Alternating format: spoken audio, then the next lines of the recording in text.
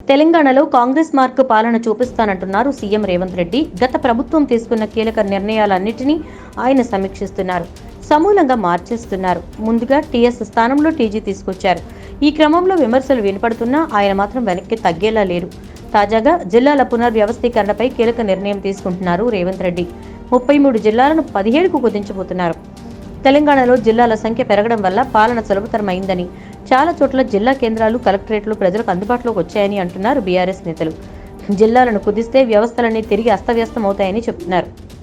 కానీ రేవంత్ రెడ్డి మాత్రం జిల్లాల సంఖ్య తగ్గించే విషయంలో తగ్గేదే లేదంటున్నారు.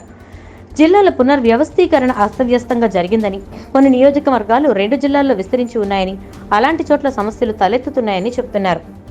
తెలంగాణలో 17 జిల్లాలు ఉండడం సముచితమంటున్నారు కాంగ్రెస్ నేతలు. జిల్లాల కుదింపు వల్ల సామాన్యులకు కొత్త ఇబ్బందులు తలెత్తకుండా ఉంటే మాత్రం రేవంత్ నిర్ణయం సరైందే అనుకోవాలి. లేకపోతే లేనిపోని కొత్త కష్టాలు రేవంత్ కొని తెచ్చుకున్నట్టు అవుతుంది. తెలంగాణ తల్లి విగ్రహ రూపురేఖలు మార్చడంతో పాటు సంక్షేమ పథకాల పేర్లు కూడా దాదాపుగా మార్చేస్తున్నారు.